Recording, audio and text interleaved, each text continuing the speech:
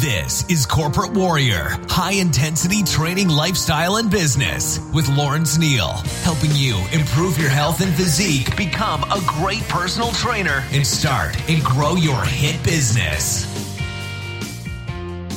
This episode is brought to you by the Resistance Exercise Conference, the science and application of strength training for health and human performance. Would you like to learn from the top strength training professionals and researchers, network and connect with other exercise professionals from all over the world, and get inspired, rejuvenated, and focused on your strength training business? I certainly do, and that is why this will be my second appearance at the conference. It was my favorite weekend in 2018, and I am really excited to attend again this year. There will be keynote presentations from Dr. Doug McGuff, Dr. Jeremy Lowenecki, Dr. James Fisher, and Luke Carlson. Moreover, the attendee has become the center of the conference. There will be a new element where the audience will participate in a crowdsourcing activity to voice challenges, questions, and goals for the keynotes to address head-on. The conference will be held on the 22nd and 23rd of March 2019 in Minneapolis, Minnesota at the Graduate Hotel. Register now over at resistanceexerciseconference.com. If you want to take your strength training business to the next level and build a world-class strength training network, I highly recommend you come along and register now over at resistanceexerciseconference.com. When you register, please add Corporate Warrior to the How Did You Hear About Us field. So again, register now over at resistanceexerciseconference.com. Lawrence Neal here, and welcome back to corporatewarrior.co. My guest today is Health and Fitness Hall of Famer, high-intensity training legend, and owner of Basic Training, Bill Crawford. You can contact Bill over at his website, basictrainingscottsdale.com or gym2go.com, or you can email Bill to iamfitness@aol.com, one of the best emails I've seen in high-intensity training. Normally, I would trim down the guest bio, but this Bill's bio is just so interesting and so rich with interesting facts that I'm really going to pretty much say around 95% of it in this case. Bill has been a leader and visionary in fitness since 1977. In 2012, Bill was inducted into the National Fitness Hall of Fame for his lifelong contributions and was elected to chair the board in 2015. In 2016, Bill represented the NFHOF, National Fitness Hall of Fame, I believe, in Washington, D.C. at the Surgeon General's Call to Action for the Step It Up program in collaboration with the American College of Sports Medicine, ACE, MFA, and others. This historic event featured Regina Benjamin, the 18th Surgeon General of the United States, along with leadership from Congress, the healthcare system, and the fitness industry. Furthermore, Bill was trained for musculoskeletal evaluation and rehabilitation at the Exercise Science Center, University of Florida in Gainesville, and was personally trained by the late Arthur Jones, inventor of Nautilus and Med-X. Over the past 42 years, Bill has provided fitness training for thousands, exercising muscles in isolation to muscle failure with equalized resistance through the full range of motion, using a safe and effective protocol. You may have seen his national TV ads for the Resistance Chair, his features on CNN and Fox News, or read his stories in countless publications. Bill is a recognized fitness columnist, consultant, lecturer, and educator. His fitness program with the US Navy led to the development of his iPhone app, Gym2Go and gym2go.com, featured in Men's Fitness magazine.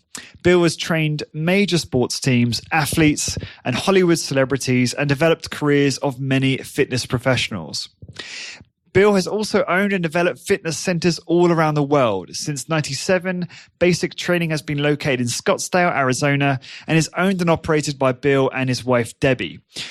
Today, the Crawfords' clients enjoy their dedication to personal service, state-of-the-art cardio and medics equipment. Their knowledge and motivational skills help people attain their fitness goals. There is no substitute for decades of Bill's practical expertise and experience, and Bill continues to promote fitness worldwide. This was a really fun conversation, rich in so many regards. We cover how to use Med-X machines. Bill is an absolute expert when it comes to how to use Medex and has been trained by, Arthur Jones and Arthur Jones's team directly. So we talk a lot about that and some of the mistakes he sees when people use Medex and how they can use Medex and high intensity training methods more effectively to stimulate better results and more muscle growth. We talk about Bill's business journey, how it all started. So we go from the very, very beginning. We talk about how he helped build a successful chain of Nautilus gyms with around 400 employees back in the day, and how that then resulted in Bill and his wife Debbie running a very successful single location studio now in Scottsdale, Arizona, called Basic Training. This was really cool because Luke has mentioned before, perhaps on the podcast and certainly in the Hit Business membership, how there's this kind of obsession with wanting to grow and scale and open multiple locations. But many Hit Business owners and those that have becoming owners for the first time might do a lot better and actually be a lot happier just focusing on a single studio, especially when one realizes how much money they can generate and how profitable they can make a single studio, which is far beyond, I think, what a lot of people believe or realize is possible. And also how it can be a lot more fulfilling to having just running the single location. With multiple locations, as Bill elaborates on in this conversation, it generates multiple problems and challenges, and it is obviously additional stressor. I'm not saying that you shouldn't want to scale your business and grow to multiple locations. It's just that it shouldn't be the status quo, and it should be something that you seriously think about when growing your business. So I think Bill does a great job of describing how to build a lifestyle high intensity training business that is very profitable, but also incredibly enjoyable and fulfilling to run and own. We also talk a lot about pricing.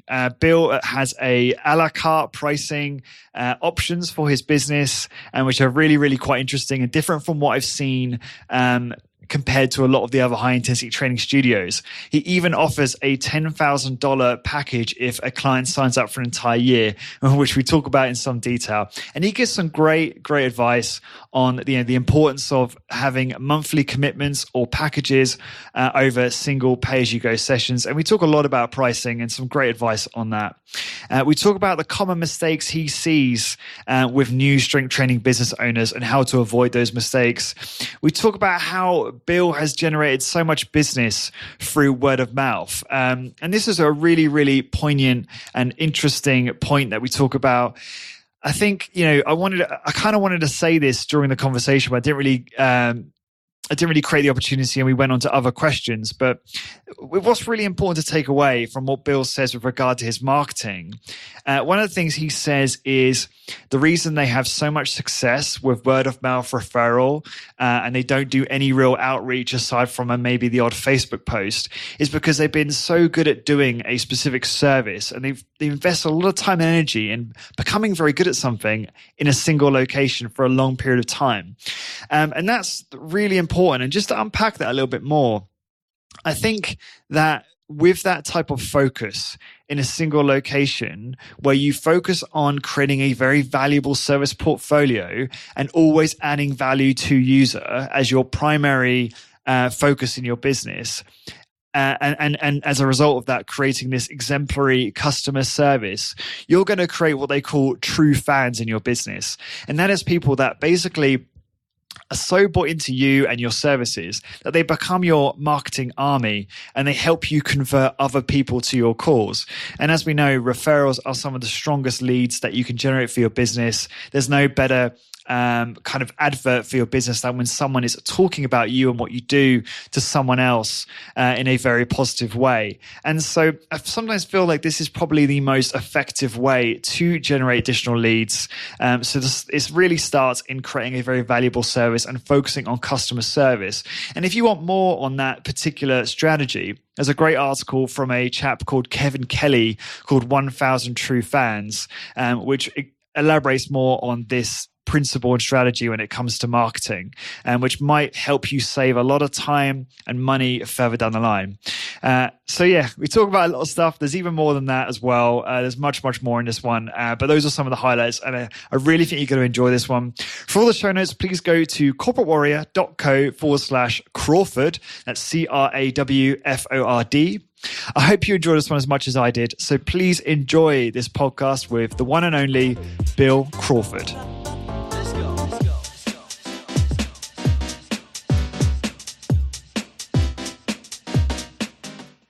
Bill, welcome to the show.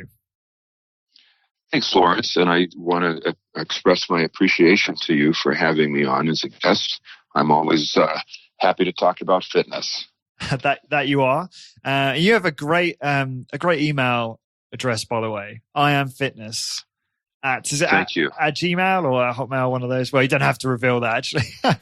Well, I'll tell you, and it'll date me a little bit. It's AOL. Oh, right. And I can't change it because it's what's so well known, around the planet. And so I put up with, are you an antique? That's from the dark ages, but it works for me. Fair enough. So I've, whenever I'm doing a podcast, I always, obviously in my podcast, I'm mentioning and guests are always mentioning different exercises, especially if they're mentioning some kind of medics exercise. And then what I do is I put them in the show notes and I try and find a link to it. And I always tend to prioritize your YouTube videos, especially for a lot of the medics demos, because you do such a great job of articulating the actual biomechanics of the movement and how to do it correctly, and you demonstrate it well. So I thank you for all of the great YouTube videos you've created, because they've been very helpful to me. Thank you. When I go into my YouTube channel, I'm always surprised to see how many people have actually viewed them. Yeah. I mean, I was looking at it today, and I noticed you haven't done one for a while. So I know you're very, busy these days of other projects, but hopefully you can add some more to the roster. It's on my list. I've got a whole bunch of them stacked in my brain, and I'm actually going to change a little bit of the protocol. As soon as I have some time, I will be putting out some new videos. They're already done in my head, so all I have to do is film them and upload them. Great. And what was the purpose of doing the channel? Why did you start it in the first place? I just thought that there was a need and a hunger for information out there. And, Med-X has been silent for quite a while. And Arthur was very good about being the point of the spear with Nautilus and Med-X. And he was always out there teaching and bringing practitioners and doctors to his facility in Florida. And I just thought that there was a void for that. And there were a lot of people that were using the equipment not properly, which drives me crazy. So I thought I'm going to start putting some stuff out there and show people the methods that were taught to me from the inventor. And hopefully that'll help people out there to understand the Med-X and the protocol. What are some of the things that you see people do wrong when using Med-X? What are the kind of first things that come to mind in terms of improper use? I'm training people, and especially people that come in to visit from out of town, that if you learn one thing from me during this training, learn to pause at the short end of the contraction for just a moment. And I think that's what I see mainly. People develop skill. We're hardwired to develop skill to process work. And that comes from eons ago when it was all about consumption of energy. If you developed skill, you would be able to use less energy to perform work. So we're hardwired for that, and we have to defeat that when we're in the gym. In the gym, we don't want skill. We want it to be the hard way. So that's one of the things I see. I see momentum. I see using body mass to lift weights. I think those are the biggies. And maybe not lifting enough weight. There's a few. Okay, that raises a few questions for me. So when you say, pause in the would you say pause at the short contraction? Short into the contraction. Do you mean, sorry, forgive my ignorance, but is that another way of saying the muscle being shortened at max contraction? Yes. Oh, right. Okay. Yes. So pausing there, right. So let's say you're doing a bicep curl. When your muscle is contracted all the way to the top, just pause for a moment, because there's a little gap in there. If you're doing momentum and you're not pausing, you're developing a skill. And if you stop the muscle, you'll find that the inroads are deeper. You get a full contraction way into the belly of the muscle. And then you release it, and I think it just provides a much better fatigue response in the muscle. Yeah, it makes sense. And your point there about people not using enough load, why do you say that? Well, they're not pushing themselves to muscle failure, to fatigue. And, there's still benefits from that. It's better than sitting on the couch doing nothing. But if you're trying to grow muscle, you must push those muscle fibers into those areas of fatigue, where the actin fibers and the myosin fibers, they can't hold on to each other anymore and they break their bond, which results in microscopic, non-injurious damage to the cell walls of the muscle. And then in the day of rest, the muscle tissue responds, and in comes oxygenated blood, proteins, enzymes, amino acids, and it builds those muscle cells back bigger, better, and stronger than they were before. So if it's about building strength and building muscle, I believe you have to push yourself to the very end. And that's why the Medix is so great, because unlike other types of equipment where you have 10-pound or 20-pound increments in the weight stack, we have a compound weight stack on the Medix equipment, so you can adjust it in 2-pound increments. Almost everyone can make those small 2-pound incremental adaptations and progress. And I think you can probably double your strength in a very short time following that protocol. Yeah, I agree. I love using Medix. So this just follow-up question on that is, if I agree with you that obviously you want to fatigue the muscle, you want to, exercise to or perhaps in some cases beyond momentary muscular failure. Right. But do you feel like, in the example where someone's using a moderate load, let's say body weight, right? If you're doing, and this is something that comes up on the show quite a lot, the controversy around load versus just going to failure. So, for example, let's say you're particularly strong and you can do, chin-ups in good form to failure for, 2 minutes or even over 2 minutes in some cases. Now, since you're going to failure, you're pretty. It would be my opinion that you would stimulate what you can over and as what you could if you even added weight to a weight belt. And since you're still getting to the same endpoint, just perhaps albeit with a longer time under load. Do you agree with that, or do you feel like no? In order to reach one's genetic potential in terms of lean mass, that they do have to add load and perhaps drive that TUL down over time, or sure? How do you feel about it? I think it really has to go to the individual, what their goals are, take a look at them and see where they are in their genetic capacity. But if I had a guy that could do, 20 or 30 pull-ups with his body weight, I might try to overload it, or I might try to do negative accentuated pull-ups where, we all know that the negative aspect of a muscular contraction, the eccentric, is about 40% stronger than the concentric. And I believe that most of the benefit takes place in the eccentric release. So I would overload this subject. I would assist in the positive and let him come down on the negative in a controlled manner to try to break through a glass ceiling. Right, and that would ultimately allow him or her to extend that time under load further with that type of advanced technique. Would that be your goal in that instance? That would be yes. Okay. Cool. Good stuff. Well, look, we got straight into the weeds with the training, but that's great. And I know that a lot of people want to hear your opinions on this type of stuff since you've been doing it for such a long time. But before we elaborate on that, I really wanted to learn about you and how you got into this whole game. So, do you want to just talk about how you got into strength training, how it all started for you? Sure, be happy to. So, my story has to start in my hometown of Ouray, Colorado, Ouray. Google it sometime. It's very mountainous.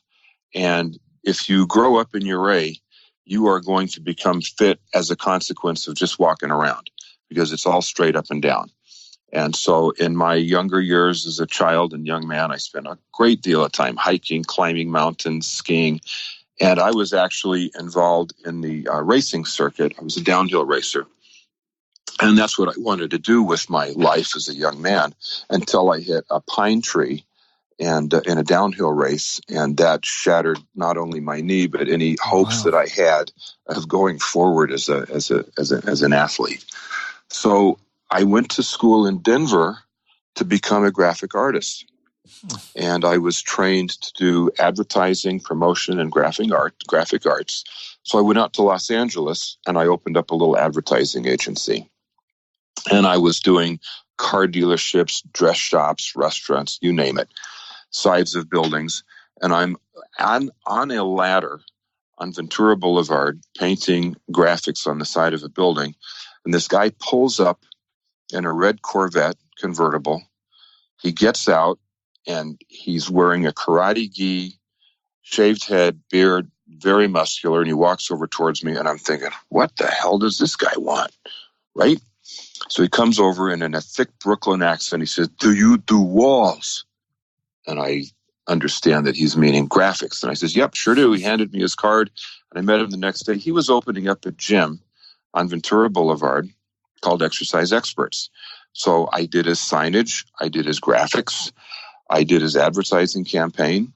And in February of 1976, I watched him make $140,000 in cash selling $65 a year memberships. And I said, you know what? The train stops here. I can bring my experience of being trained as an athlete and my passion for fitness and put this together with my advertising abilities. So I talked him into building a second club, and I was the sweat equity partner. And so we opened up our second club. Now, AJ had a brother who had a gym in New York in the Village, Greenwich Village, and it was called the Sheridan Square Gym. And his name was Lenny Russell. At some point in time, he decided to change his name. So anyway, Lenny had just met this guy with these crazy machines that were starting to gain popularity, and his name was Arthur Jones. So we met, we got together, and we started putting Nautilus equipment in our clubs in Los Angeles. And all of a sudden, it was like we lit the fuse, and that was the ignition of the fitness boom in Los Angeles. And there were a couple of others, Sean Harrington, Earl Shapin, and we started the first Nautilus clubs in LA, and they were on fire. It was unbelievable. When we ran the promotions, people were actually lined up down the street, holding their clipboards, filling out their forms to join the gym. And, back then, that was kind of the dark ages of weight resistance exercise. There were a lot of, the doctors said you shouldn't do it. Muscle mass is bad for you. It's bad for your joints. You'll become muscle bound. The muscle will turn into fat. A lot of the sports teams would not allow their professional athletes to train with weights. So the people that could figure it out and were interested, they'd come into our fitness centers. So we had, a variety of movie stars, professional athletes, all the who's who of Los Angeles, and that attracted more people into the industry. And so we were kind of like a training ground for some of the people that went on to have, very promising careers in the fitness industry. And then I got more and more interested in the physiology. I met Michael Pollack. I worked more extensively with Arthur Jones, Jim Flanagan, and I just learned as much as I possibly could. Ellington Darden, and that has just been my whole entire life ever since then. And we developed a large chain of clubs in Los Angeles, and we kind of got tired of driving around town. This was before cell phones. It was before email. It was before any of that stuff. So we had to drive from club to club to club, and we were dealing with 400 employees. And so eventually we sold off. And one of the guys, our sales manager, Chin Yi, who was a very motivated young man, he went off on his own, and that's LA Fitness. Oh, wow. So he's done very well. To be honest with you, I don't know how he does it, because they've got, so many employees, so many clubs all over the world, but he's done a great job. And others, we worked with Kathy Smith, actually Jane Fonda, before she opened up her place on Robinson, called The Workout. She was using our Nautilus equipment and watching our classes. And I think the wheels started to spin, So after I sold the clubs in Los Angeles, I started working more with Arthur. I opened up a couple of places down in Florida, And I started attending certification classes for MedX, lumbar, medical, cervical, neck, lumbar extension at the University of Florida, the Exercise Science Center there. And those were being taught by Michael Pollack, Dr. Michael Fulton. Had a great staff. And that's when Arthur was, really, really pushing the message of MedX and weight resistance exercise. And I did a little work with Arthur over in Europe, importing MedX equipment to Germany. And then in about 1996, I came to Phoenix. I actually came here to do a merger between two different chains of health clubs. And I met my wife, Debbie, and we opened up Basic Training, which has been in Scottsdale now for, I think, about 22 years. And we have a very nice facility in downtown Scottsdale, and people come from all over the world to see it and to train here and to learn from us. And I think that brings us up to speed. Great. No, thank you for going through that. There's a couple things. One thing that really interested me is you talked about how that, there were queues of people to come into Nautilus facilities back in the day, in spite of the fact that there was a lot of, messaging from the, so-called experts of the day saying that, strength training was bad for you. Why then the demand? I have to tell you one thing that I forgot to tell you. So early on, I had just opened up a club on Westwood Boulevard, and Jack LaLanne came in to see the Nautilus equipment. And he was with a trainer for the film industry named Terry Robinson. And Jack said, he looked up at me and he says, "You know what, kid?" He said, "You're on the right track." He said, "This time, fitness is here to stay. Stick with it." And that was very motivating for me. And wasn't he right? Very good. And he and his wife Elaine, they did a lot for the fitness industry. But anyway, back to your question. Sorry, got off track a little bit there. What was making the difference? I think that making the difference was the fact that people, ordinary people, without a lot of knowledge and without a lot of training, could use the equipment and they could do the exercises properly and they could see results rather quickly. And that caught on really fast. And I'll mention something else to you. When we opened up our clubs out there were other gyms. I don't think there were more than a dozen gyms in the whole Los Angeles area. And you had to go around the corner, down the alley, down the stairs. And these were old-fashioned gyms with worn-out carpeting, worn-out equipment, cracks in the mirror, duct tapes on the mirror. And there were no facilities that had co-ed exercise. That was another groundbreaking move that we made. We did co-ed, and some of the municipalities in the Los Angeles area fought us on that. So he said, you can't have co-ed. There was Girls' Day, there was Boys' Day. Some of the clubs had the women's side and the men's side, but it was unheard of for people to work out together. And, we said, hey, you get on buses together, you go out to eat together. Why shouldn't people work out together? So that was another attraction. We made our facilities socially active, and people would come in just because there was so much energy taking place at that point in time, and it was a place that people wanted to go. They wanted to train, and the more they trained, the more they liked it. The more they liked it, the more they told their friends. Their friends came in, and they started seeing the improvement in their physiques, and it was great. What are you more passionate about, training or the business side and the advertising side? I like to train. I get a lot of satisfaction out of training. And, on the other side of it, I have through trial and error and lots of experience, I have perfected a business model that works really well for us. And I have also resisted the temptation over the last 20 years to not open up other clubs, because it's just not what I want to do. I like working with the people that I have as clients, some of whom have trained with me, 2 or 3 times a week for 20 years. It's just part of their life.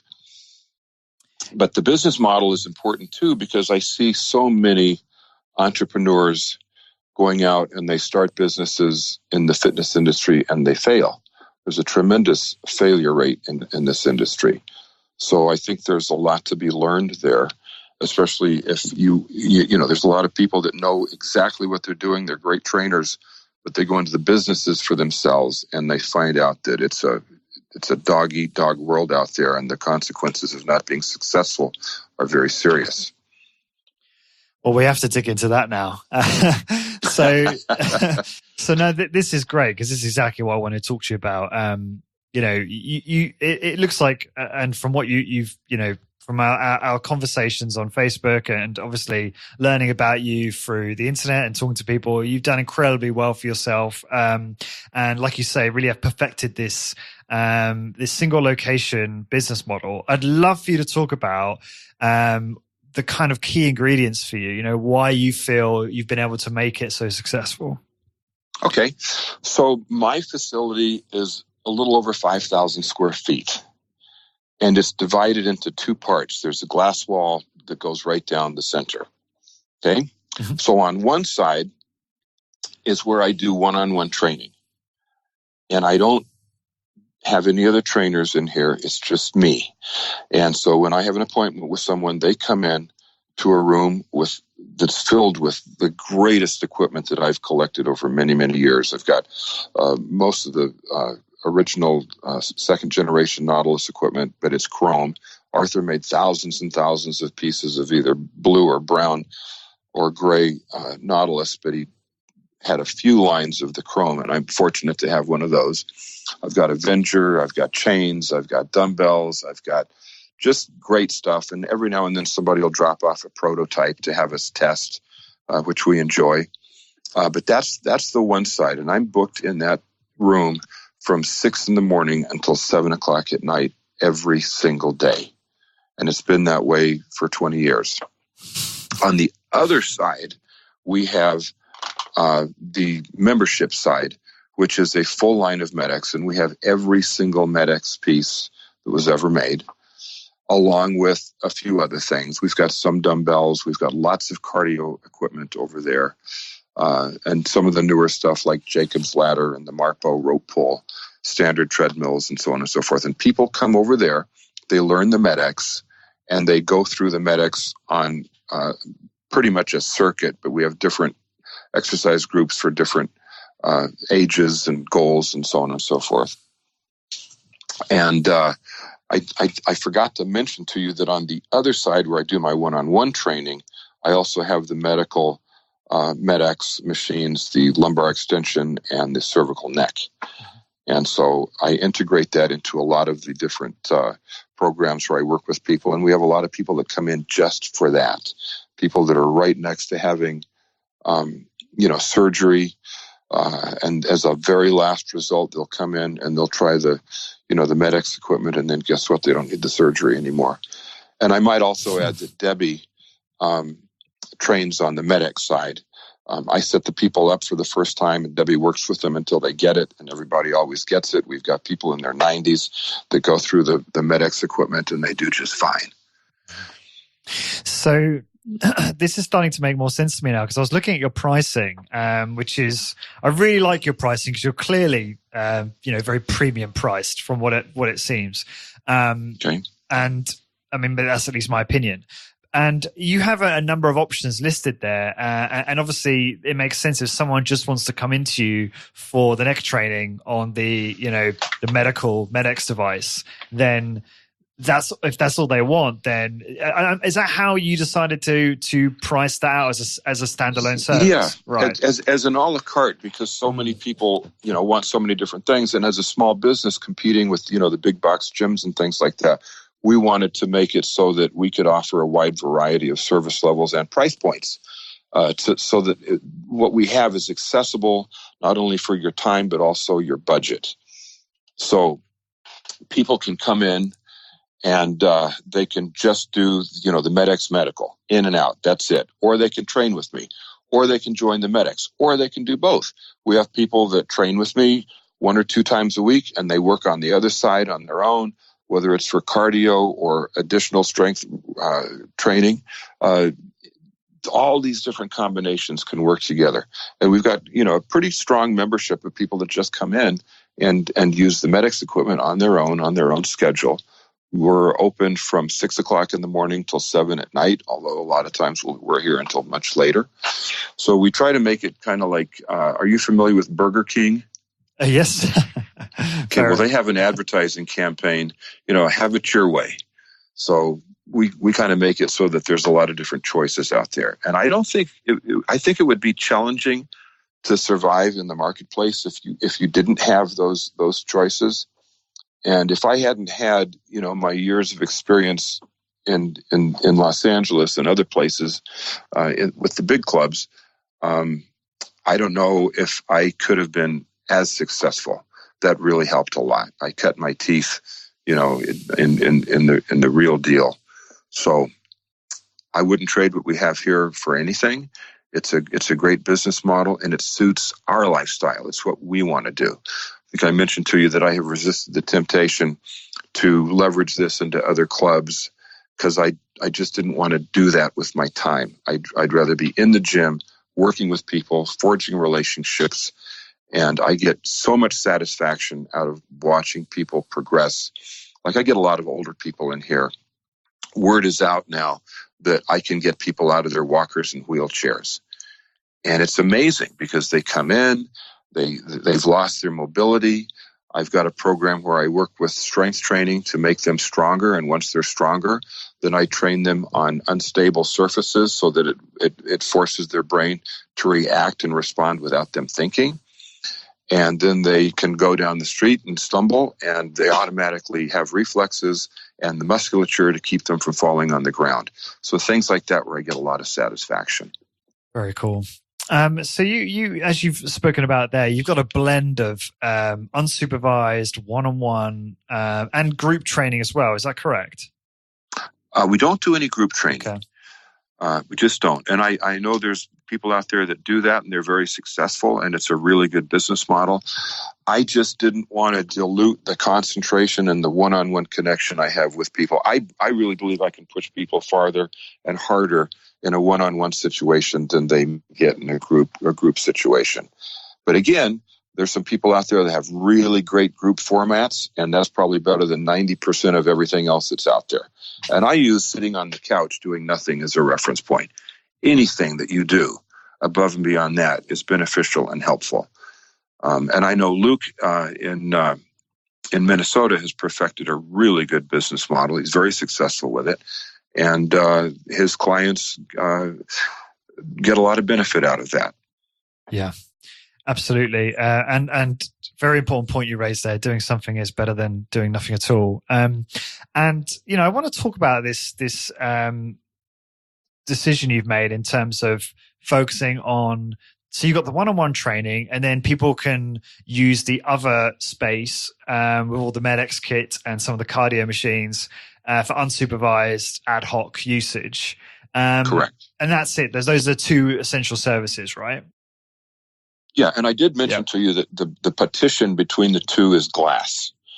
So between the mirrors and the glass, I'm always watching people.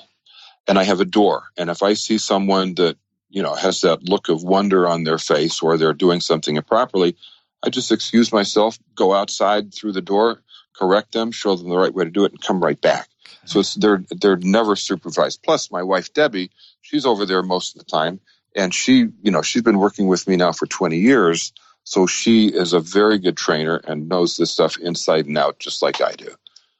And is it just you and your wife that run the business? Do you have any other trainers?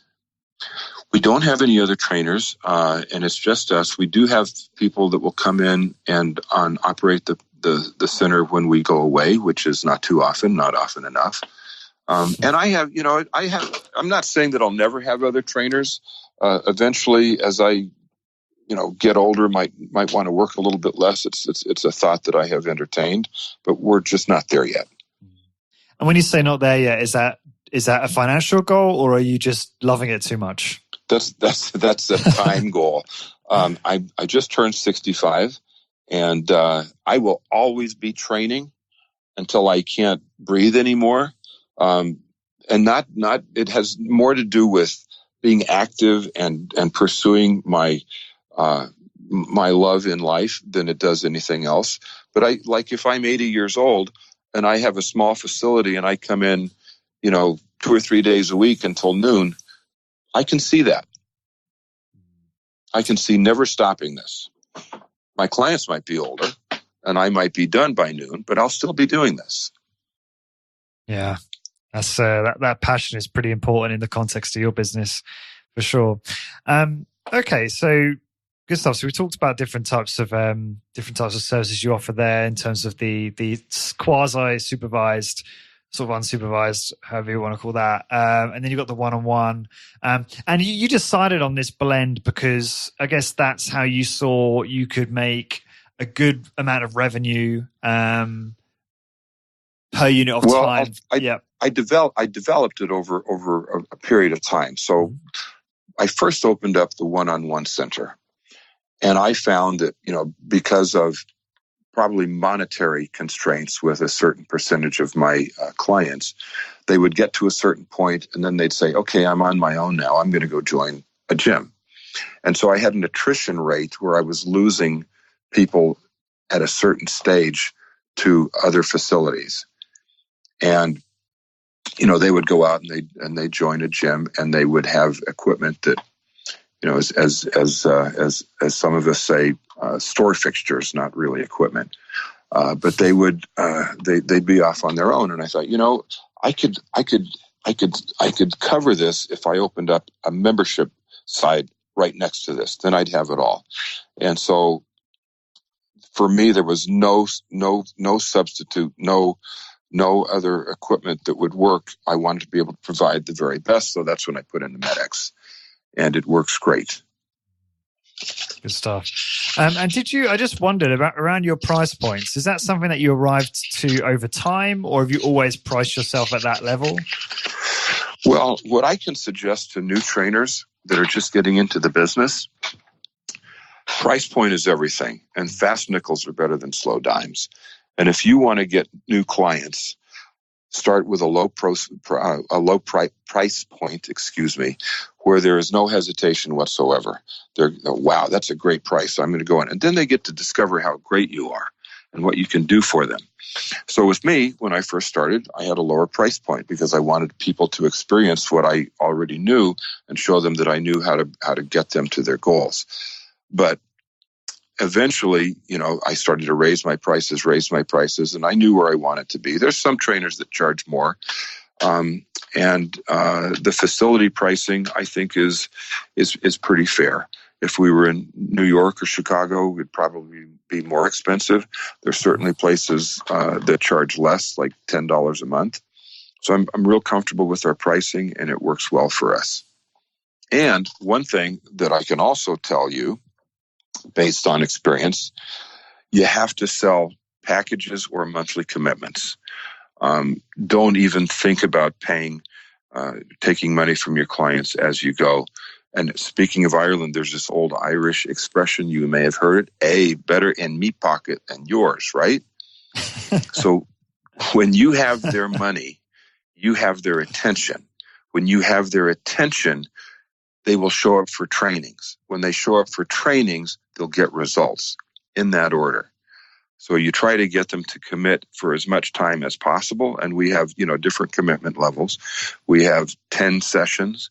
We have 30 sessions. We have 60 sessions. And then we have an annual package. And we try to get them to make as deep a commitment as they possibly can, because we know if they make the commitment, they're going to get the results.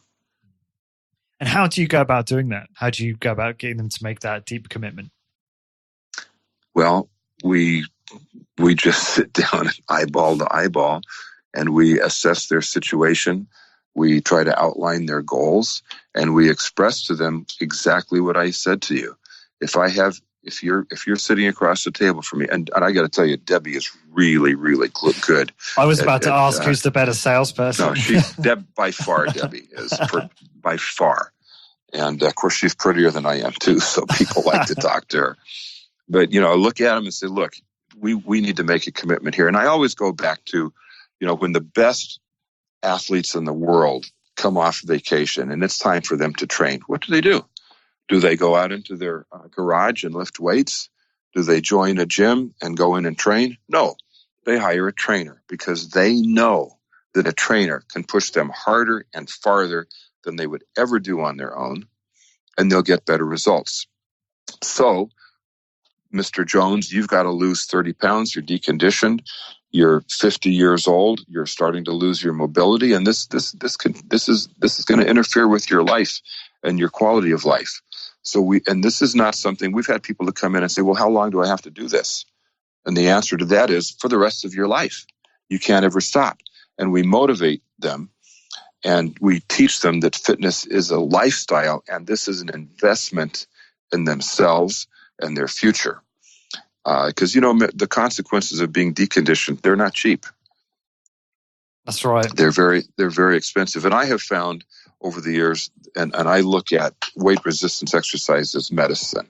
And I say to people, look, if you could take all of the benefits of weight resistance exercise and put them in a pill, you would have the wonder drug of the millennium.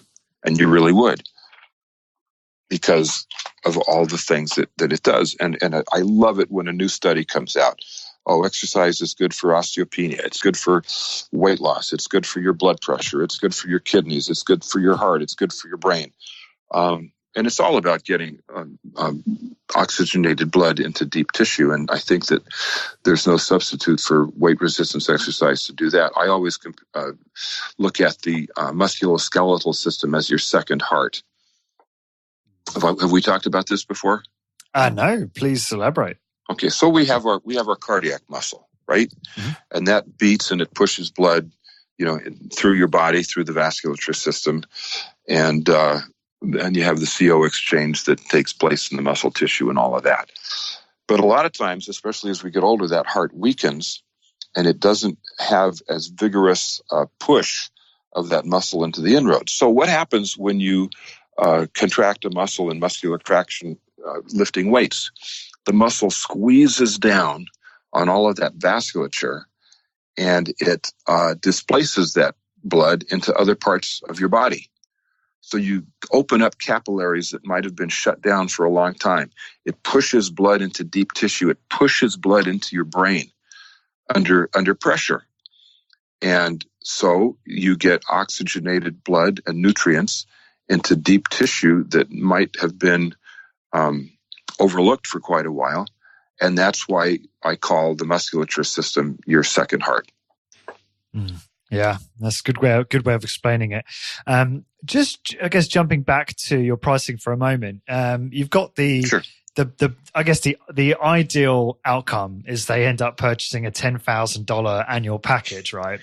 Bingo. Now, I love that you do that. And I never seen that in our industry until I saw it on your website. How often do you get people commit to something like that with you over the other options? Well, we're fortunate because we live in an area where the demographics are very good for that.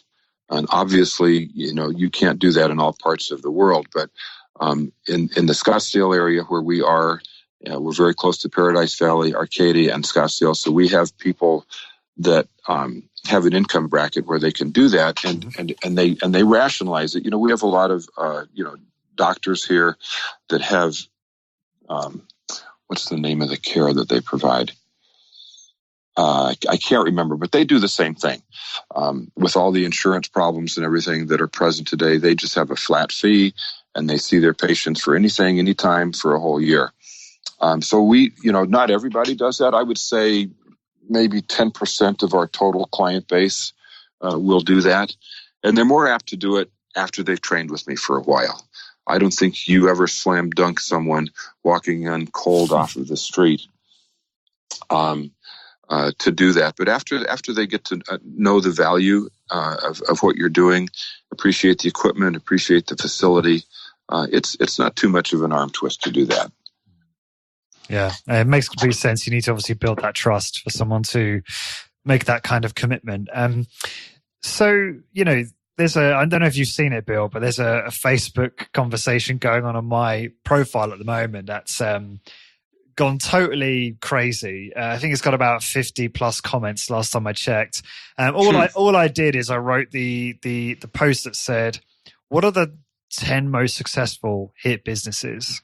And it went a bit crazy. Now, May I interrupt you for a second? Oh, yes, go for it. Yes, thanks. Okay, because I'll forget about it if I don't say it now. In our price points, okay, as we escalate and get people to go into bigger packages, they get a price break per training, and that's an incentive. Yeah. So instead of paying the full rate at 10 sessions, if you get 30 sessions, I think it's a $5 a training discount, et cetera, et cetera. And then on the big package, that's the most cost effective, and they get the membership along with it. Sorry to interrupt, but I thought that was an important point. Thank you for clarifying. That is a very important point. Absolutely. So the reason I bring this up is, there's a lot of discussion happening around, HIIT being a good or bad business to get into. Some people feel that it's not a great business to get into. It's not the best way to make money or make a living. And there are other people that are saying, it's a six-figure lemonade stand. So I'd be very curious to hear how you think about, HIIT as a business. Do you recommend it as a path for people you talk to? Like what considerations should someone have if they are thinking about starting a business in this space? High intensity training is a good business, but my fear, if you totally specialize in just one thing, you better be in a pretty high, densely populated area in order to be successful. That's why we have spread out our services and the choices a little bit broader, because you've got to be able to eat, and if you can't eat, you can't practice your craft. So I'd be cautious with that, and make sure that you have a good business plan, a good overhead, so that you can afford to do what you're going to be able to do, and that you can eat at the end of the day. And what are sort of some of the mistakes you see some of the new or even existing HIIT businesses make in running their business? Mistakes would be too much rent, too much overhead. I do a lot of consulting in the industry too, and people usually don't call me up until they're deep in trouble. And, business is business. And if you've got a business plan that's not working, no matter how much you love it, how much your passion has you engaged, you got to know when to cut your losses and get out. Otherwise, it'll eat you alive. And it's very easy for a lot of people in this country to borrow money from the government when they have employees. Well, things are going to get better. We'll pay our 941s down the line. And of course, you never do. And then the federal government will come after you and eat your house. So you've got to know when to say when, and hopefully that never happens, but it does. But you got to be very cautious, and the setup is done when you're getting your financing, when you're acquiring your equipment, when you're picking a location, insurance. You've got to go through those numbers. You've got to do a careful analysis, a prospectus, and make sure that you're going to be able, to produce enough income to not only, pay your overhead, but make a living at it as well. And if you can't, then it's just not going to work for you. So start with that leaner, do your numbers, like you say, calculate those. But it sounds like you advocate, in most cases, a much leaner model to, I guess, prove the business before you, I guess, reinvest in more overhead and more kit and things like that. Correct. It's easy to start with small steps and go bigger. And, the financial world, the business world, and all of the governmental agencies, they're designed for you to grow and to get bigger. You can always go to the bank and get more funding. You can always find more equipment. You can always find more locations. But if you try to go backwards, it's extremely difficult. So make sure that every step you take is rock solid. And now it's time for a quick break. Join me this year on the 22nd and 23rd of March 2019 at the Resistance Exercise Conference, the science and application of strength training for health and human performance. We will be joined by the top exercise professionals and researchers like Dr. Doug McGuff, Dr. Jeremy Lowenecki, Dr. James Fisher, and Luke Carlson. You will get the opportunity to connect with exercise professionals from all over the world, get a workout from an expert trainer, and get inspired, rejuvenated, and focused on your strength training business. This year, you have become the center of the conference. There will be a new element where the audience will participate in a crowdsourcing activity to voice challenges, questions, and goals for the keynotes to address head-on. This is my favorite weekend of the year, and I am very excited to attend again and connect with you in person. If you want to take your strength training business to the next level and build a world-class strength training network, I highly recommend you come along and register now over at resistanceexerciseconference.com. When you register, please add Corporate Warrior to the How Did He Hear About Us field. So again, register now over at resistanceexerciseconference.com. And now back to the show.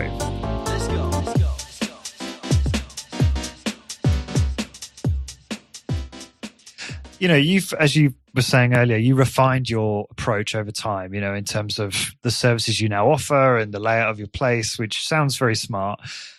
I'm just curious, you know, what mistakes did you make along the way that caused you to pivot? Like, what were the kind of key learning curves for you? One of the biggest learning curves that we experienced in Los Angeles during the boom days is we were charging, you know, very, very low rates for annual memberships. And, you know, we'd fill up a club and then we'd build the next club and build the next club. And what we didn't realize at that point in time, that we were undercharging people so much and we were leaving so much money on the table. And then people that were a little bit smarter than us on the business acumen, they said, hey, you got to get monthly dues. And those monthly revenues started coming in. And you know how that works. You sign people up on low rates and they'll come for 2 or 3 months, but they keep paying and paying and paying. And pretty soon you've got an accounts receivable that's just huge. So it costs a lot of money to go to school. And, you know, I've been to school because when I first got into this business, I was not a seasoned, polished businessman like I am now. And you just don't know those things. And that's why there's no substitute for practical experience. If you can't find the instruction and listen to it, you're going to have to work these things out yourself. And you will learn along the way, but sometimes it's painful. Are there any other moments that come to mind, like key moments, perhaps back in the days when you were, growing the kind of Nautilus chain in Los Angeles? For me, I found out that I work better by myself than I do in partnerships. And so I think I failed to mention to you that my partner that I got started with, we eventually weren't partners anymore. I bought him out and was able to run the organization by myself. So some people can have partners and they're great working relationships. I've always felt that for myself, I would rather not have partners. Why is that? You know, because I want to do it my way. That's all. That's it. And I will tell you something on multiple locations. You know, sometimes Debbie and I will go to a really nice restaurant and the guy's doing great and everything is off the charts and people are coming, the reservations are full. And then he says, you know what, I'm doing so well here. I'm going to open up a second location. And, you know, every now and then that'll work for people, but most of the time it doesn't. And what I tell people when they're considering opening up a second location is this. Well, maybe you'll be successful, maybe you won't. Maybe you'll make more money, maybe you won't. But you can count on 2 things. Number 1, you're going to cut your time in half. And number 2, you're going to double your problems. Those things are for certain. Everything else is a maybe. And if you have one good facility and you run it right, that's a really good balance because it'll receive all of your personal attention that it needs. You'll be connected with all of the members and all the clients, and you'll still be able to have a life. Great point. And you can still make it, if you price it right and you, manage it correctly, you can still make a very good living, even with one location, as you've shown. Correct. Correct. And how much money does one really need, right? For their own needs. Yeah. And eventually you're given a big chunk of it to the federal government. So. Right, exactly. I think it's interesting. I mean, there's a very good book on this called, I think it's called Small Giants, which is all about, have you heard of that book? I have not. Oh, okay. So it's I'm writing it down right now. Small Giants. Oh, right. So it's all about businesses that made a conscious decision not to grow beyond a certain size because it just didn't serve their own individual goals, whatever they are. And there's some quite well-known names, businesses that famous breweries and protein bars and things like that, which deliberately remain small for that reason. It is written by a journalist. It's very well written. And yeah, it definitely inspired me to think slightly differently, because I think a lot of people, they default into this mindset of, oh, you have to grow, just for this. That's what people do, right? Yeah. It's that kind of You don't mindset. have to grow. Yeah. You don't. And something else that happens when you're in your 20s, you're impervious to any signs of danger, no matter what you're doing. It just doesn't matter to you. As you get older and older, and you acquire things, and you've been baptized by fire, you develop a fear of loss. And so, where I might be willing to risk everything to open up another chain of clubs somewhere sometime, I'm not willing to do that anymore, because I wouldn't want to start from ground zero to recreate everything. I just wouldn't want to do that. So the fear of loss is a big factor. And if you have one program that is working for you and it's successful and you can pay your bills, I'll tell you, Lawrence, it just doesn't get much better than that. And going back to, how did we get started with price points and things like that? We don't do any outreach at all anymore whatsoever. All of our clients are referrals. Wow. Whether from, other people who train here, doctors, and we do have a lot of doctors that come in and use the facility. And we're very fortunate because there's nothing like word of mouth and referrals to grow your business and keep it going. I'm going to put a tack in that point because I'm definitely going to come back to it because that's really important. But one of the things I was just going to say, just for the record, I suppose, talking about this idea of growth, it's like you have organizations like Discover Strength, right? Luke's company, Yep. And then you have obviously the Perfect Workout, and some of these organizations that have got big plans to grow and have grown quite significantly. And I guess their goals are slightly different. Like, I don't think Luke's necessarily. I mean, I could be wrong, but I don't think he's looking at a goal of personal financial gain for himself. I think it's more impact. It's leading. I think I always remember the signature in his email as something to the effect of leading the way in evidence-based exercise or something like that. Right, and I got to take a moment to commend him on what he's doing. He's doing a fabulous job of sharing information and giving information to people that want to practice this craft. And I love what he's doing. I love going to his seminars. I really take my hat off to him. And that actually raises a question for me. You're already quite successful, Bill, and you've already expressed a desire that you don't want to open a second location. Clearly, though, you are a voracious learner. So why do you go to the conference, the Resistance Exercise Conference? So what's your kind of driver for that?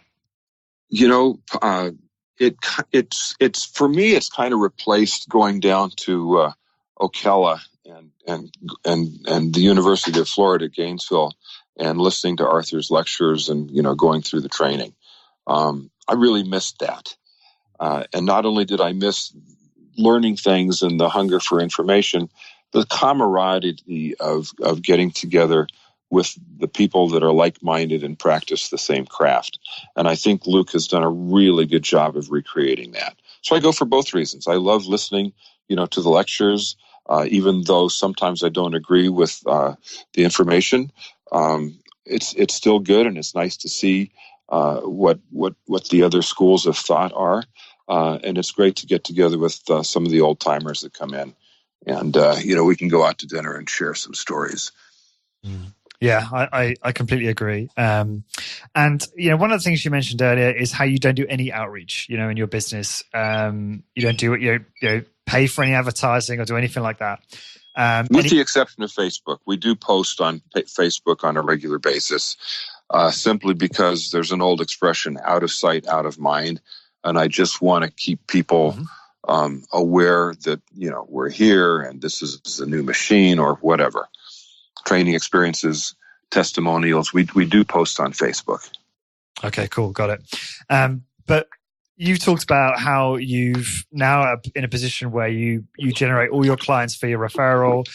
You said to me before how you've got a waiting list of clients and you're fully booked. Is that how have you achieved that? Like, what is it that has enabled you to get to a position where you're so in demand? I think it's time spent doing the same thing in the same place. And when you do that, you get referrals.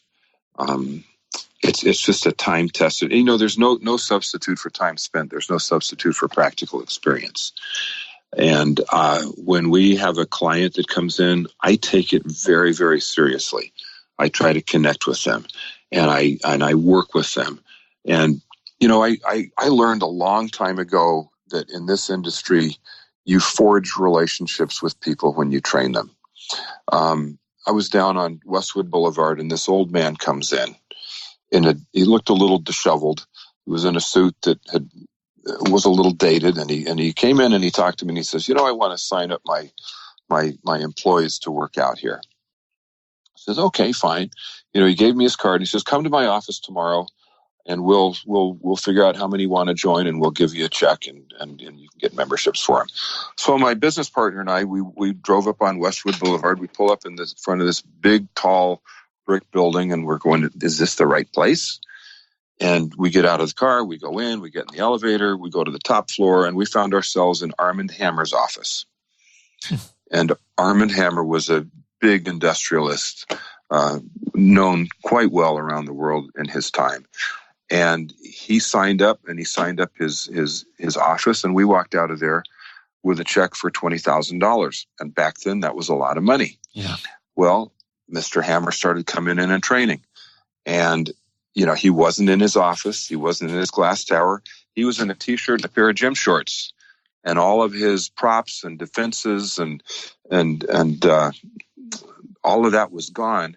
And I met a guy one-on-one, and I got to talk with him one-on-one. And pretty soon they start talking to you about their families, their relationships, what's going on in the business world. And the phone would ring, and it would be Ronald Reagan or somebody, because nobody had cell phones back then. But I learned then that if you spend time with people, you really do develop solid relationships and they become your friends. And that empowers you and it leads you to having a better business because they will always refer their friends to you. And, there's other benefits from having those friends. In our facility here, we've probably got at least a dozen attorneys, at least a dozen doctors. So if we want to talk to somebody about law or about medicine, we don't have to book an appointment, get in their car, drive to their office. They're here. Hey, what can you tell me about this? What can you tell me about that? And I just love the fact that I don't know of any other industry that I could be in where I would develop those kind of friendships. Yeah, no, that's excellent. And it brings me back to something Luke was saying at the conference earlier this year. And I could be getting this kind of wrong, but it was basically the essence was that customer service was at the center of everything, sales, retention, referrals. And, it sounds like you have really perfected the customer service element within your client base. And then that has effectively just created this stream of clients via referrals that you don't really have to worry about these things. Is that right? Accurate? Yeah, and you know what? We also try to create as an attractive an environment as possible. If you come into our place, you'll see hardwood floors, Persian rugs. I've seen it, yeah. even a grand piano, and that's a whole other story that I'll tell you about. But people feel like it's an extension of their home, and we keep it spotlessly clean, immaculate. And I'll tell you, that goes a long way, because people, if they're going to be spending a lot of money, that means they have made achievements in their life, and there's no substitute for detail, cleanliness.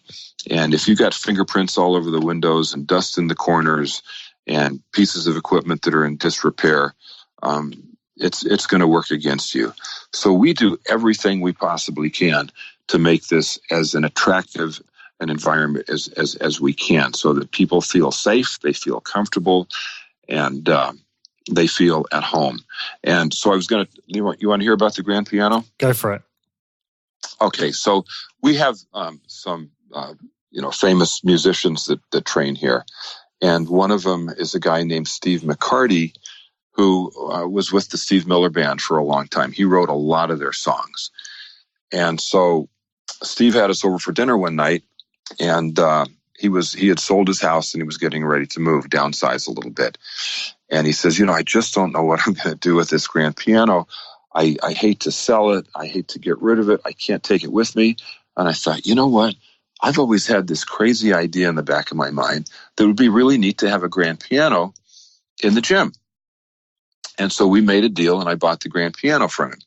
So now people will be out there training on the membership side, and different musicians will come in and they'll start playing the grand piano.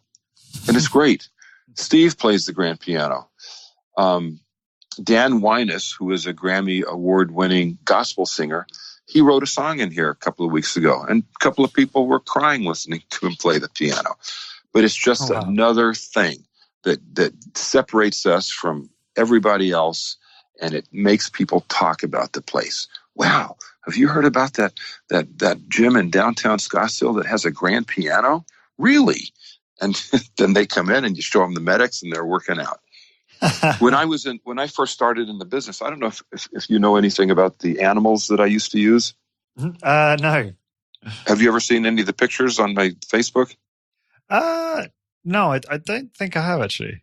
Okay, well, next time you go there, go to albums and you'll see all the animals. So back in the day when I had the clubs there, I knew the people that owned Animal Actors of Hollywood.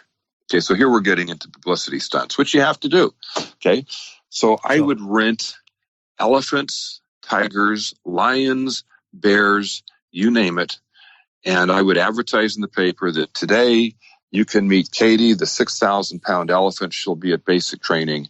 And sure enough, people came by the hundreds to see the elephant, to have their picture taken with the elephant.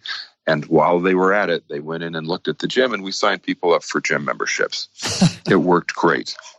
So, I'm a fitness purist, and those sort of promotions and things might turn people off. But you know what? It's business, and you've got to get people into your location. And sometimes you have to do things that are totally unrelated to fitness to get people in there, whether it's a celebrity signing autographs or elephants and tigers and bears. You've got to think outside the box and think, what can I do to get somebody in this gym that would never come into a gym before? They have no interest in fitness or working out. What can I do to get them to come in here? I was just thinking when you said that example is I was thinking, if I had a studio, would I want to, do that? Would I want to have a big animal outside drawing people in? And I thought, I wonder, what kind of decision, how do you make that decision? And I was thinking about, if you look at, again, I often, talk about Luke and Discover Strength because they do so many things so well. But they're always thinking about what is congruent with their business, which I know is kind of the opposite of what you just said, in that you said you do something completely unrelated. But I often think that you want to kind of almost protect your values in your business. And I wonder if you do something a bit too off the wall, that it might be incongruent with maybe your business, and therefore it might not be advisable. Am I overthinking that, or no? You're not overthinking it. And I think in today's world, like I haven't had an exotic animal in one of my facilities now for probably 40 years. But again, think back to the way that was back then at the ignition of the fitness boom. People didn't know what the inside of a gym looked like, and they didn't want to know. And, women had been told all their lives that you just can't do this. This is not anything that a woman does. So we were always trying to think of different ways to get them in. And we used some of our sports celebrities. I remember back, when was it? 1981. I was working with Steve Yeager. He was the catcher for the Dodgers. And so Steve had been benched because he wasn't doing very well. Well, he came in and he started working out on the Nautilus equipment, and he got stronger, he got better, and we shared the same accountant. That's how I met him. And we made a deal that Steve would train there, and in exchange, he would have a couple of appearances where people would come in and meet him, and he'd sign autographs, et cetera, et cetera. Well, the first time that he did this, hardly anybody came in. And everybody says, wow, can't you get a real Dodger? This guy's a has-been, blah, blah, blah. Well, that year, the Dodgers started to get hotter and hotter. And all of a sudden, they started playing Steve. And the Dodgers won the pennant. Then they won the World Series. And Steve was co-MVP that year when they won the World Series, and he got MVP. Well, we did another gathering at basic training out in Westlake Village. And you couldn't even get near the place. There were at least 1,000 people there. Wow. But that was another means, and we were always looking for anything and everything we could do that would just get people in the facility. Because remember, back then, most people had never even seen the inside of a fitness center. They didn't know what it was. So we got very, very creative in the different ways that we could just get people in the door. And, having a little bit of an advertising background, I learned early on that advertising doesn't sell anything. Okay. If you run a special promotion or whatnot, the idea is not to get people to buy things online or over the phone. The idea is to get people to come into the facility. And at that point, the sale is made during the presentation. It's all about the presentation. And if those young people that are starting out in business want to do something that will help them sign people up, the presentation is everything. They're in front of you. You've got to craft a script, and you've got to be able to articulate the benefits of what you can do for them, why they should choose you rather than someone else, and how your equipment stands out from the competitors. It's all in the presentation.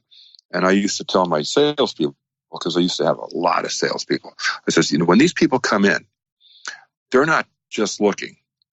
They've come in because they have had their interest raised as to what we do in here.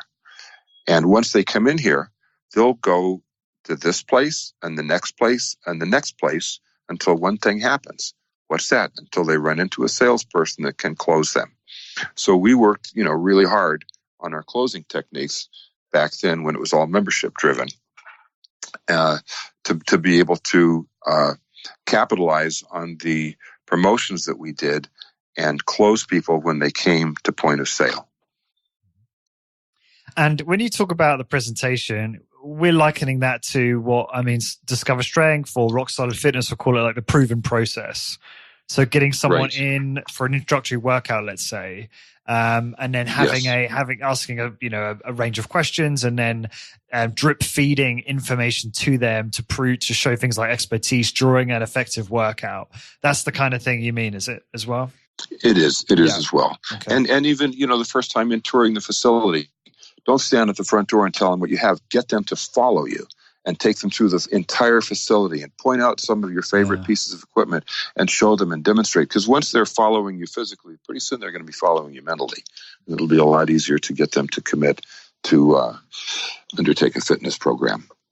Bill, I've got some rapid fire questions for you before we kind of wrap up. And the answers don't have to be rapid fire, though.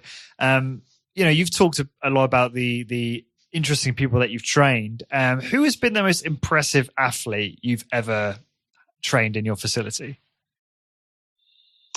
The most impressive athlete.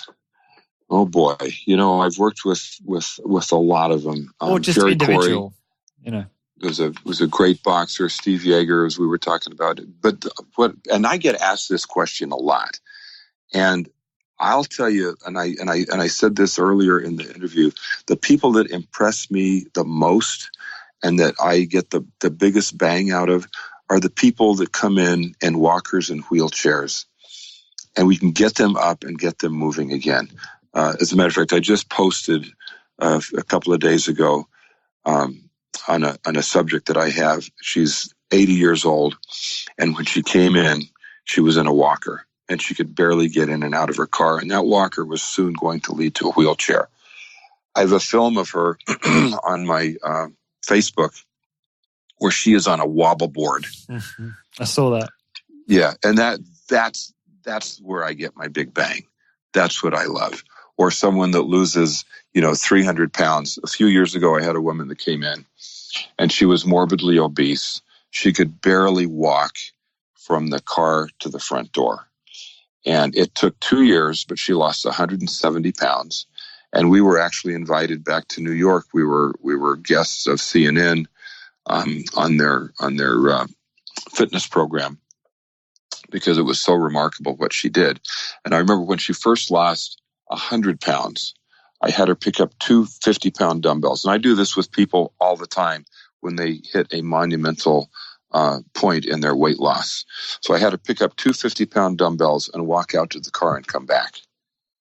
And when you can demonstrate like that, boy, it really hits them over the head. And they are carrying that extra weight around, and it affects their heart, their back, their spine, their knees, their ankles.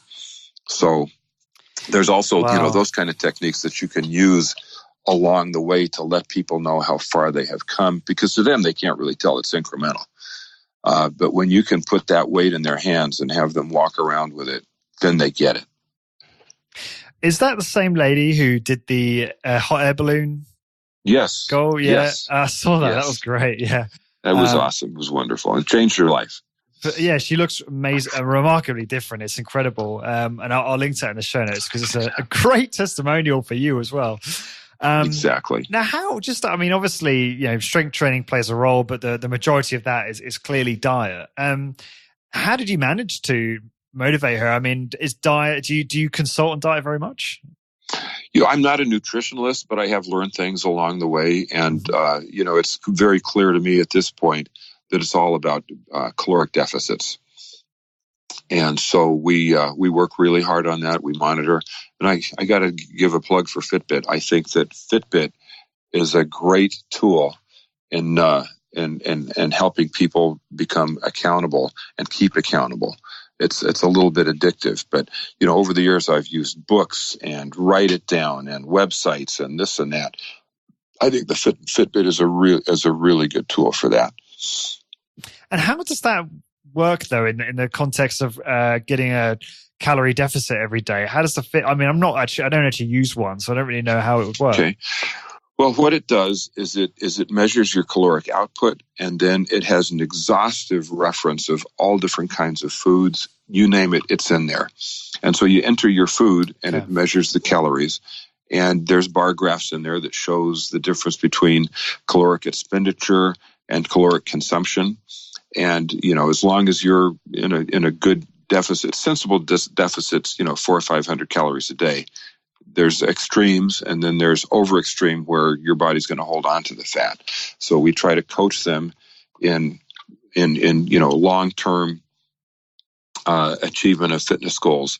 And what I've learned over the years is when you are, training correctly, eating correctly, you can count on losing about 2 to 3 pounds a week in stored energy in the fat cell system.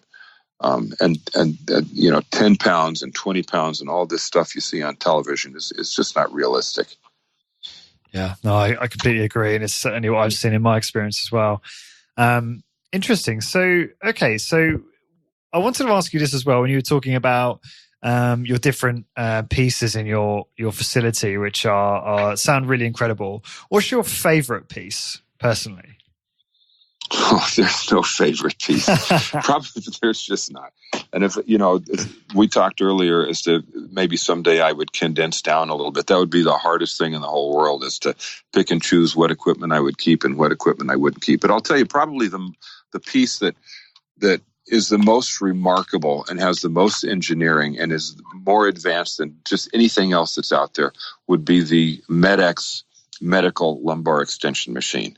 That was Arthur's genius. He was always obsessed with trying to figure out how to isolate muscles in muscular contraction, because he really believed, as I do, the best way to train a muscle is isolated, where it gets, all the neural pathway energy, all the blood energy, you can concentrate on it.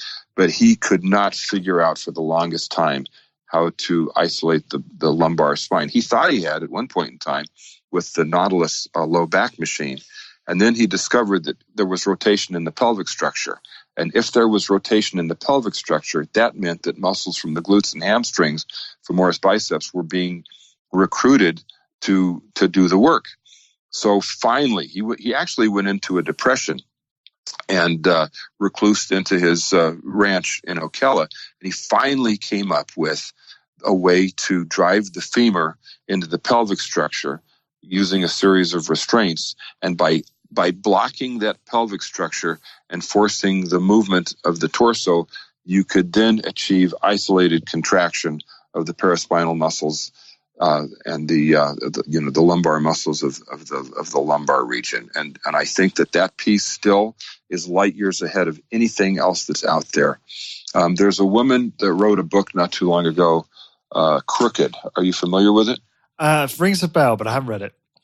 Yeah. Anyway, she had back problems, and she had back surgery. She had modality treatment. She did all this stuff, and she says, none of this is working. It's all BS. So she started to. She was an investigative reporter for the New York Times. So she started to deep dive into all of these practices of fixing low backs, and she found out that they were all scams, because none of them work. Only 80% of the back surgeries are not effective, only 20%, and those are limited. When you fuse spines, bodies of the vertebrae together, all you do is transfer the problem up the spine, and you're committed to spine disease for the rest of your life. Then she discovered MedX, and she wrote a whole chapter on MedX. She's got a website. It's great. It's a great endorsement for MedX. But I guess the short answer, what's my favorite piece? The MedX lumbar extension machine. No, it's a great piece, and yeah, I miss using it because it's not it's not available at all, I don't think, in the in Western Ireland. Exactly, and only available in probably a few places in the UK as well, I imagine. Fair enough. No, I was just thinking, I'm sure there'll be plenty of people eager to snap up some of your machines if you decide to downsize. Right. Couple of individuals from the conference come to mind on that. Oh, I know. I bet they're already asking you about it. Cool. So good stuff. So final couple questions for you, Bill. And we'll obviously come on to the election as well in a sec. What on that? What's your current workout look like at the moment? My personal? Yeah. Okay, I do a full body workout, and I switch back and forth between the side where I have the Nautilus equipment and the MedX equipment. So what I do is I do my legs first, and then I do my back, and then I do my chest, and I do my deltoids, shoulders, triceps, biceps, and I finish with abdominals. I believe that the blood pools into exercising muscle tissue, and we can kind of use that as a reservoir. So in a full body workout, I'll do the lower body first, and then we go into the back. I'll tell you exactly in the order that it is. Sure. Leg extensions, leg press. I have a butt blaster. I have a special glute machine. Then I do abduction, adduction. That's the gluteator, is that? Yeah, the gluteus, great machine. It recruits muscle fibers from several different points of origin. Yeah. And it's just an awesome machine. And you did a great demo on YouTube as well. Thank you. Appreciate that. And then I'm finished with calves and tibia flexor. Then I'll do a pullover, a lat pull down, a one-arm dumbbell row, a trap row, lumbar extension. Then I go to a pectoral fly, which is a compound or a single exercise, and I'll do the chest press. And then I'll do lateral raises, anterior, posterior, and overhead press. And then I'll do a tricep, 2 different tricep exercises, usually a tricep extension, a tricep push down, and then a bicep. And I like using chains for biceps. Did I tell you? I think I forgot the leg curl in that leg lineup. But I like using chains because chains are progressive resistance. The more links that come up off the floor, the harder it gets, and that defeats the mechanical advantage that you have in a regular dumbbell curl, where by the time you get up to about 70%, the weight is transferred from the muscle to the bone, and you don't really get any effective resistance. Does that make sense to you? Absolutely does. Yeah, it's a great idea. I've never thought about it like that before. I'll do a video of that. Please do. And that's a pretty long workout, Bill. I don't know if I could. That sounds like the workout I did at Discover Strength after during the conference, which almost killed me. Well, you get used to it, and then I do other kinds of workouts. I do an antagonistic workout, which is something I've coined. I'll do a lower body, upper body, lower body, upper body, and you do the same exercises, but you'll find that by going back and forth, it is so much stress on the cardiac muscle. It's really good for endurance. It's really good for stamina. Then I'll do a leg day. Sometimes I'll do an upper body day. I really like doing overloads. I have the Colorado experiment decoded and figured out, and I've translated that to the equipment that I use here. And I'll tell you what, by doing negative only and negative accentuated workouts, you can really make fantastic progress. But it's not for everybody because it's intense and it's painful. But I think that would be at the top of the list for probably the best workout that you can possibly get. And I know Jim down in Florida, he uses a lot of those. Jim Flanagan, my good friend, he uses a lot of those techniques. And no matter what I'm doing, I am always overloading my clients, and they don't even know it because I will subtly help them with the positive, and then I'll let them do the negative in a slow return. I think that's very, very valuable. Okay. And one of the things you mentioned, and I apologize for cutting you off, is you started talking about Jeff Casebolt and Dynavec. Obviously their gluteator machine. I wanted to talk about this because I had Jeff on the podcast recently. We've had it. Yeah, that'll go out probably in a month or two. Great guy. Had a few conversations with Jeff over Skype, and a really, really nice guy. And I really support what they're doing. And their machines seem to be very, very good. And the gluteator has had such good testimonials from, you and Skylar and other people that I really respect in the industry. And I'm just so eager to jump on one. So you're a big fan, it sounds like. Big fan, huge fan. And another one that you're going to see coming across the plate here pretty soon is, I don't even think they have a name for it yet, but my friend Tom Campanera, who owns Total Gym, they've got a commercial division, and they have a machine. It's a bicycle where you are seated on a sliding platform, and the platform moves back and forth, and it works both eccentric and concentric muscles at the same time. It will shred your legs like nothing you've ever felt before, and your heart will come out your throat. So what you do is you stabilize yourself on this sliding platform. So those are the eccentric muscles that are doing that, and the concentric muscles are turning the pedals. And you have to experience it to believe it. And I'm constantly grinding on Tom. When are you going to put this into production? When are you going to put this into production? So he's promised within the next 2 or 3 months, you'll be seeing it, and it'll be all over the world. It's a great machine. Fascinating. I'd love to see you do a YouTube demonstration on that. I did. It's in there somewhere. Tom and I met when I was inducted into the National Fitness Hall of Fame a few years ago. Yeah. He was inducted the next year, and I'll tell you that was a great experience for me. It was a real highlight.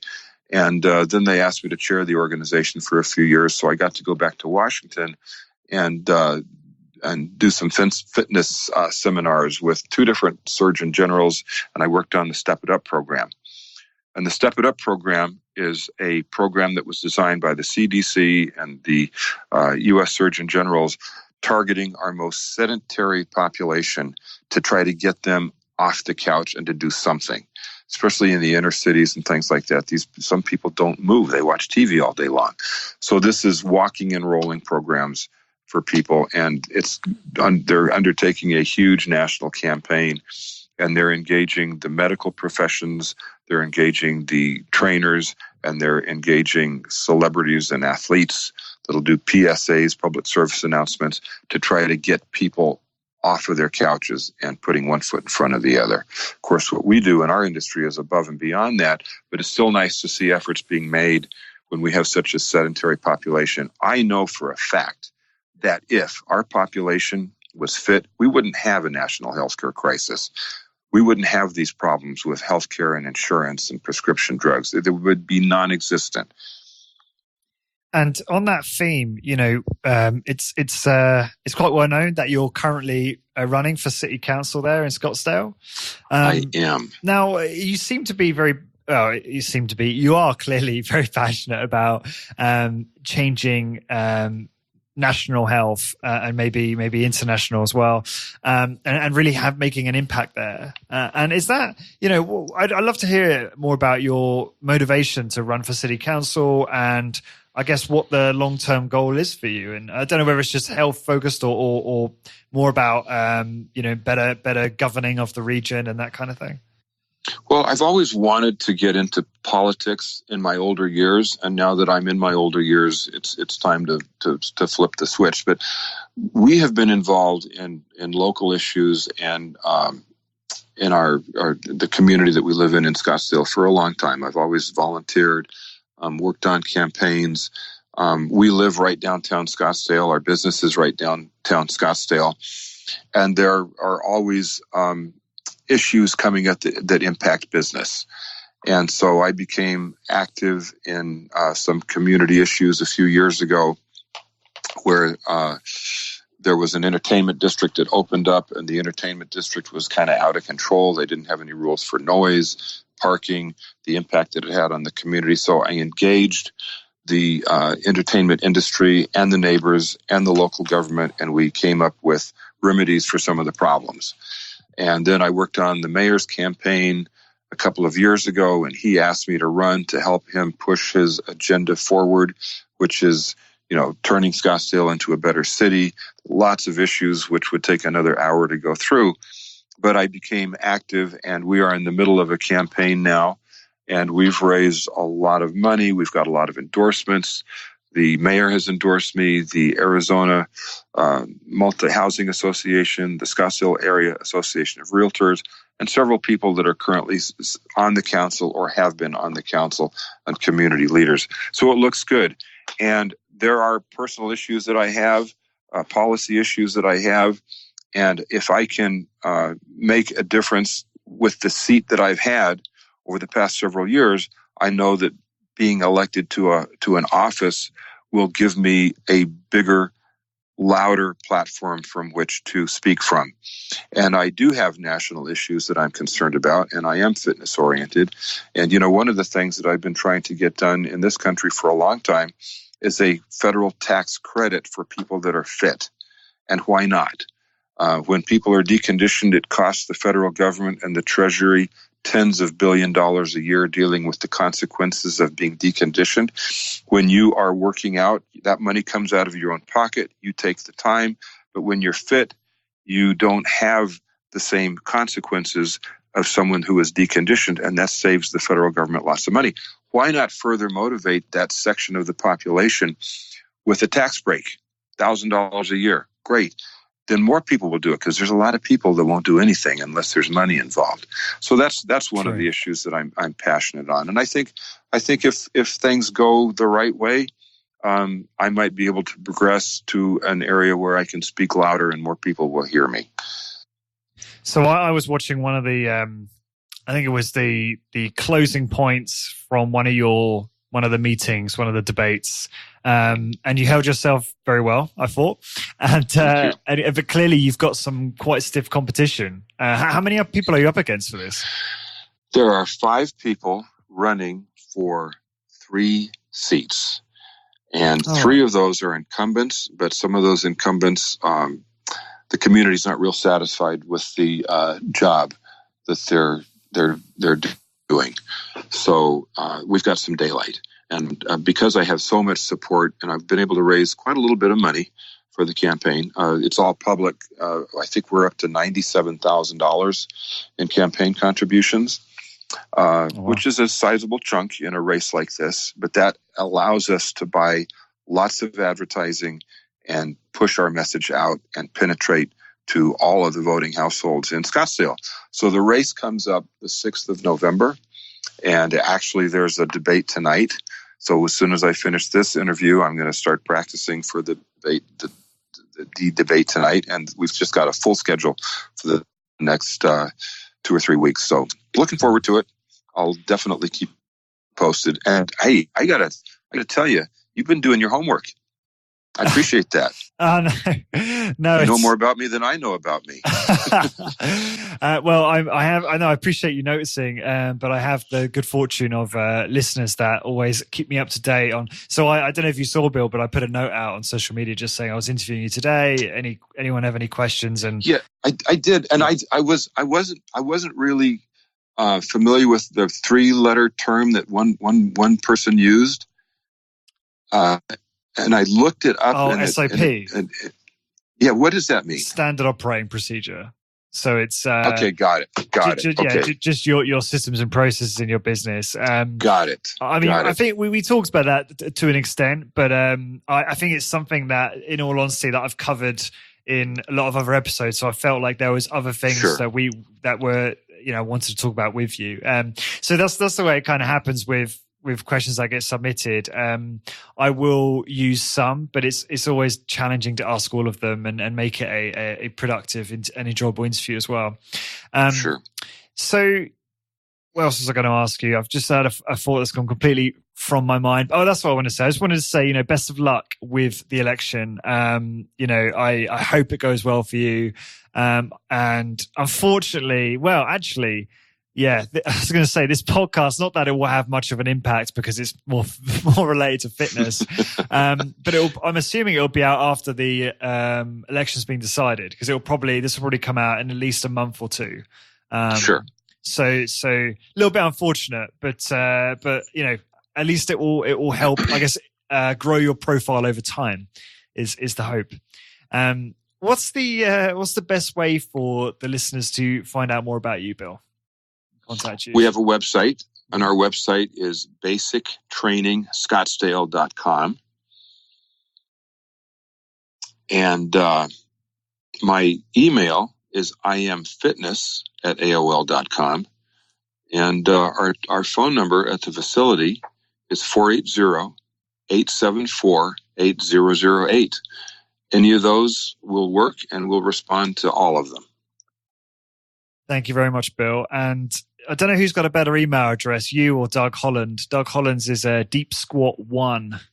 I've seen that. Yeah, that's good. That's a real good one. And I think Arthur's was Exercise God. Brilliant. That doesn't surprise me, to be honest. Yeah, I think Edgar put that together for him, but it was hard to argue with it. Excellent. Edgar is one of his sons. Right, got it. Look, Bill, this has been so much fun, and you've